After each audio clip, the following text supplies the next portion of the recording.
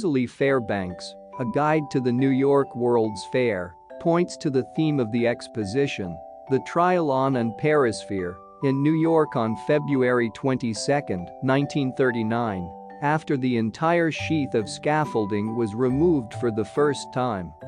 The 1939 New York World's Fair opened on May 30, 1939, which was the 150th anniversary of the inauguration of George Washington in New York City, the nation's first capital. While some of the pavilions were still under construction and not yet open, that first day of the fair was attended by 206,000 visitors. An aerial view of the 1939 New York World's Fair site during construction in Flushing Meadows, Queens, on May 17, 1938. Then-President Franklin D. Roosevelt gave the opening speech, while an estimated 1,000 visitors watched the opening on 200 television sets in various locations throughout the fair. Shifts covering full 24-hour period were in effect as work was rushed on the filling in of land for the New York World's Fair in Flushing, New York, on December 16, 1936. An aerial view of the 1939 New York World's Fair site during construction in Flushing Meadows, Queens, on May 17, 1938. The fair was divided into differently themed zones, such as the Transportation Zone, the Communications and Business Systems Zone, the Food Zone, the Government Zone, and so forth. During construction, a bridge leads from the administration building to the exhibit area of the New York World's Fair on February 21, 1938. Virtually every structure erected on the fairgrounds was extraordinary, and many of them were experimental in many ways. Architects were encouraged by their corporate or government sponsors to be creative, energetic, and innovative. Arlene Warner, Queen of Beauty of Elgin, Illinois, presides at the opening ceremonies of the Elgin Time Observatory at the New York World's Fair on May 10, 1938. She is unveiling a heroic figure of time, represented as a slave striking a gong sculptured by Bernard J. Rosenthal of Chicago. Novel building designs, materials and furnishings were the norm. Many of the zones were arranged in a semicircular pattern, centered on the Wallace Harrison and Max Abramovitz Design Theme Center, which consisted of two all-white, landmark monumental buildings named the Trilon, over 700 feet, 210 meters, tall, and the Perisphere, which one entered by a moving stairway and exited via a grand curved walkway named the Helicline.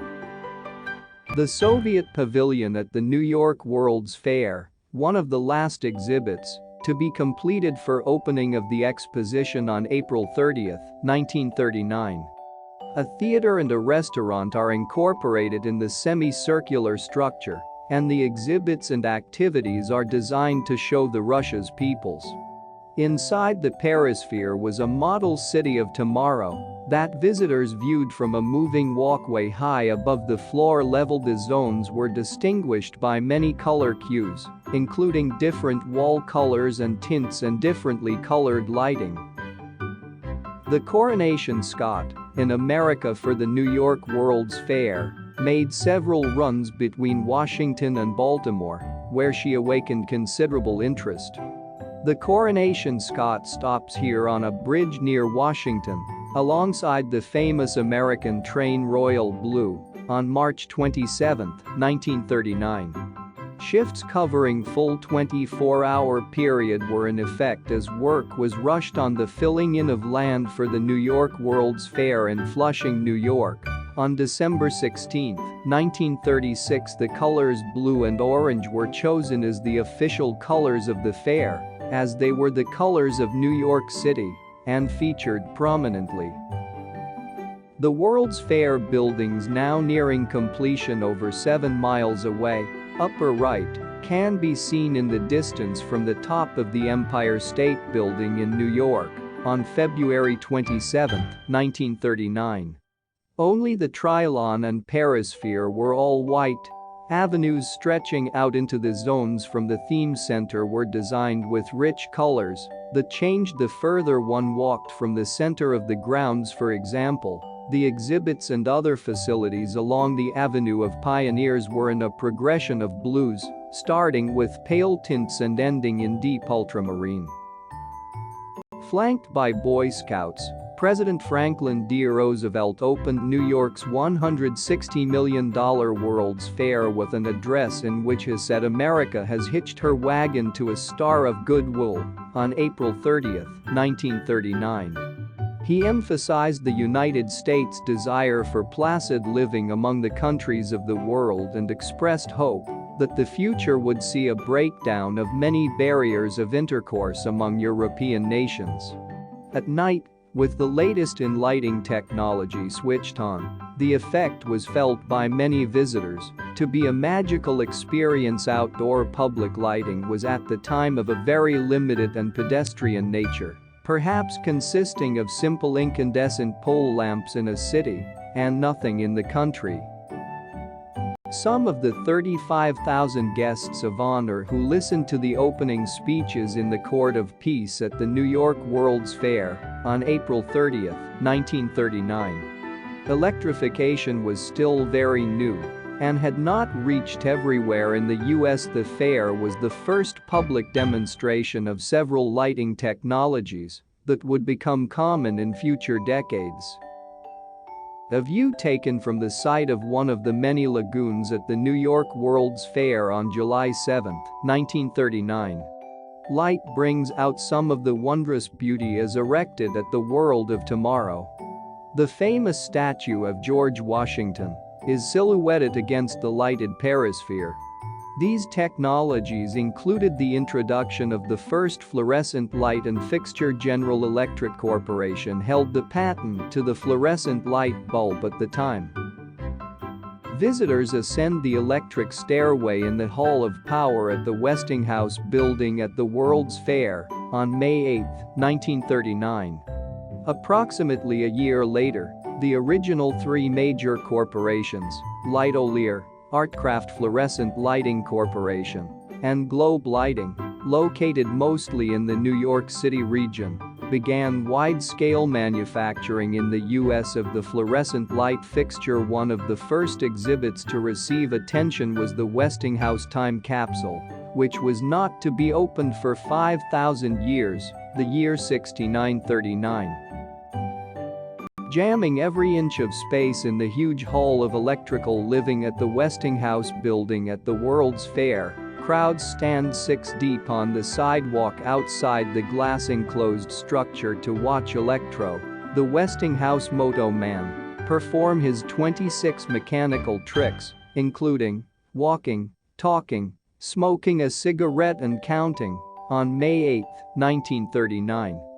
The time capsule was a tube containing writings by Albert Einstein and Thomas Mann, copies of Life magazine, a Mickey Mouse watch, a Gillette safety razor, a Kewpie doll, $1 in change, a pack of Camel cigarettes, millions of pages of text on microfilm, and much more. The capsule also contained seeds of foods in common use at the time: wheat, corn, oats, tobacco, cotton, flax, rice, soybeans, alfalfa, sugar beets, carrots and barley, all sealed in glass tubes. Prominent representatives of the state of Washington look at a diorama of Grand Coulee Dam, part of their state's exhibit at the New York World's Fair on May 1, 1939, after opening day ceremonies on April 30th. From left are Mrs. E.B. McGovern, U.S. Senator Homer Bone, Mrs. Bone, and Com. E.B. McGovern, representing the governor. The time capsule is located at 40 degrees 44,234 and 73 degrees 50,243. A World's Fair night views of Consolidated Edison's fountains on June 24, 1939. 8,423 W, at a depth of 50 feet, 15 meters, a small stone plaque marks the position. With New York City as a backdrop, King George VI and Queen Elizabeth I's car proceed up the West Side Highway along the Hudson en route to the New York World's Fair on June 10, 1939, soon after they landed at the Battery. A score of New York motorcycle police surrounded the royal car, and several men stood guard on the running boards.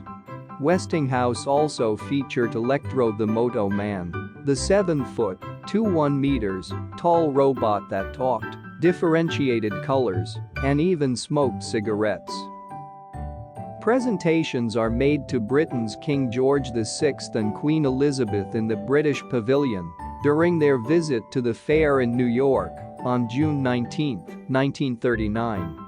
On July 3, 1940, the fair hosted Superman Day. Notable was the crowning of the Superboy and Supergirl of the day following an athletic contest and a public appearance by Superman, played by an unidentified man.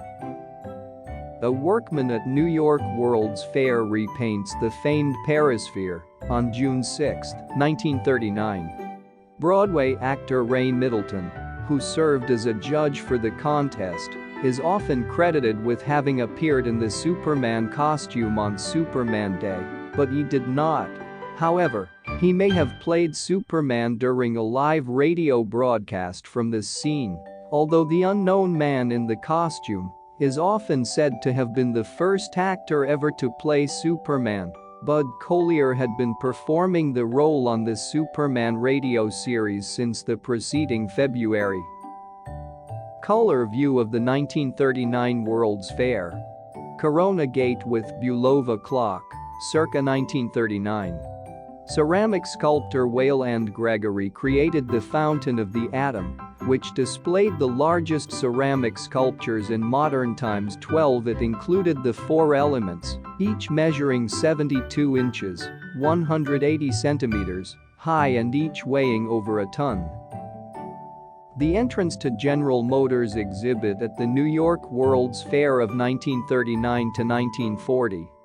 The exhibit attracted nearly 25 million visitors. There were also 8 electrons, which were illustrated in Life magazine, March 1939. Gregory also created 2 exhibitions featuring his ceramic sculptures for the General Motors building, American Imports and American Exports.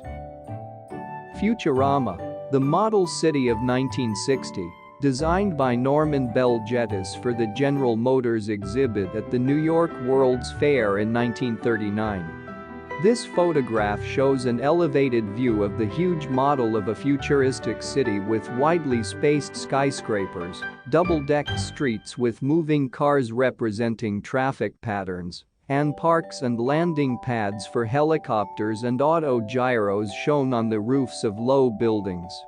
Nylon fabric, the Viewmaster, and Scent-O-Vision, an early version of Smell-O-Vision, were introduced at the fair. Other exhibits included Vermeer's painting The Milkmaid from the Rijksmuseum in Amsterdam, a streamlined pencil sharpener, a diner, still in operation as the White Manna in Jersey City, New Jersey, a futuristic car-based city by General Motors, and early televisions.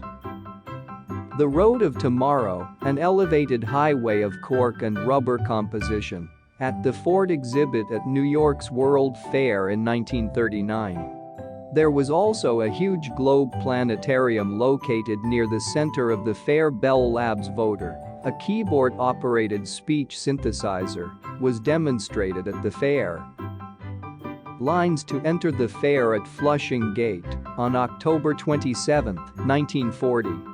The fair was open for 2 seasons, from April to October each year, and was officially closed permanently on October 27, 1940 to get the fair's budget overruns under control before the 1940 season and to augment gate revenues. The fair management in the second year replaced Whalen with a banker, Harvey Gibson, and placed much greater emphasis on the amusement features and less on the educational and uplifting exhibits. The National Cash Register building at the 1939 New York World's Fair. The Great Fair attracted over 45 million visitors and generated roughly $48 million in revenue since the Fair Corporation had invested $67 million, in addition to nearly $100 million from other sources. It was a financial failure, and the corporation declared bankruptcy. Workers in an exhibit use modern techniques to package bacon for Swift premium meats. Although the United States would not enter World War II until the end of 1941, the fairgrounds served as a window into the troubles overseas. The pavilions of Poland and Czechoslovakia, for example, did not reopen for the 1940 season. Bumps and laughter enliven one of the fun zone's many novel rides at New York's World Fair in 1939.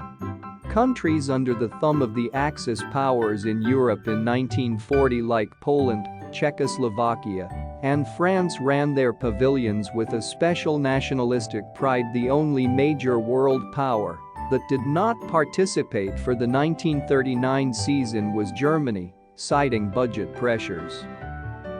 Jack Sheridan's Living magazine covers exhibition, where, for a fee, one could enter and photograph topless models posing in sets designed to look like contemporary magazine covers.